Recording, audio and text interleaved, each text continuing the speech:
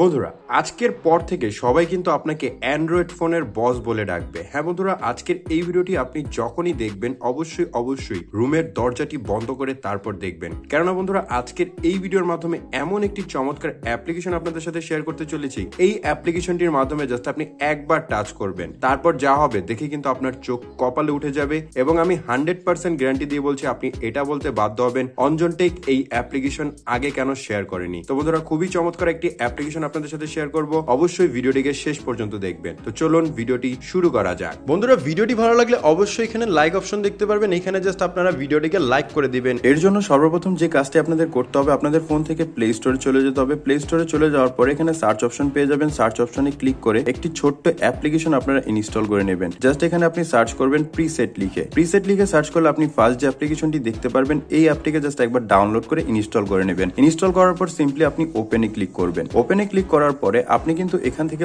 অসংখ্য ছবি দেখতে পারবেন। দেখুন এখান থেকে যে কোনো একটি ফটো আমি চুজ করে নিব আমার পছন্দের মতো। আপনিও কি করবেন, আপনার যে কোনো একটি পছন্দের ছবিকে এখান থেকে জাস্ট সিলেক্ট করে নেবেন। ধরুন এই যে ছবিটি দেখতে পাচ্ছেন এই ছবিটিকে আমি সিলেক্ট করলাম। সিলেক্ট করার পর সিম্পলি এখানে ডাউনলোড অপশন পেয়ে যাবেন, ডাউনলোডের উপর ক্লিক করবেন। তো এই ফটোটি এখান থেকে ডাউনলোড হয়ে গেল। দেন আমরা এখান থেকে ব্যাকে চলে আসবো। ব্যাকে চলে আসার পর আপনাদের আরো একটি অ্যাপ্লিকেশনকে ইনস্টল করতে হবে, লাইটরুম অ্যাপ্লিকেশনটি। লাইটরুম অ্যাপ্লিকেশনটি কিন্তু আপনাদের ফোনে এমনিতেই থাকে, তো আপনার ফোনে যদি না থাকে তাহলে প্লে স্টোর থেকে ইনস্টল করে নেবেন। ইনস্টল করার পর সিম্পলি আপনি এখান থেকে কি করবেন, আপনার গ্যালারির ফটোগুলো দেখতে পারবেন। সিম্পলি আপনারা কি করবেন, যে ফটোটি আপনি ডাউনলোড করেছেন সেই ফটোটিকে এখান থেকে সিলেক্ট করবেন। এখান থেকে জাস্ট সিম্পলি এই ফটোটিকে আমি সিলেক্ট করলাম। সিলেক্ট করার পর উপরে একটি 3 ডট অপশন দেখতে পারবেন, এটার উপর ক্লিক করবেন। ক্লিক করার পর এখানে পেয়ে যাবেন কপি সেটিংস, আপনি কপি সেটিংস এর উপর ক্লিক করবেন। তারপর উপরে দেখতে পারবেন টিক মার্ক, আপনি টিক মার্কে ক্লিক করবেন। টিক মার্কে ক্লিক করার পর এখান থেকে এখন আপনি ব্যাকে চলে আসবেন। ব্যাকে চলে আসার পর যেই ছবিটি আপনি এডিট করতে যাচ্ছেন সেই ছবিটিকে সিলেক্ট করবেন। ধরুন আমি এই যে ছবিটি দেখতে পাচ্ছেন এই ছবিটিকে জাস্ট আমি সিলেক্ট করে নিলাম। সিলেক্ট করার পর উপর থেকে দেখতে পারবেন 3 ডট অপশন,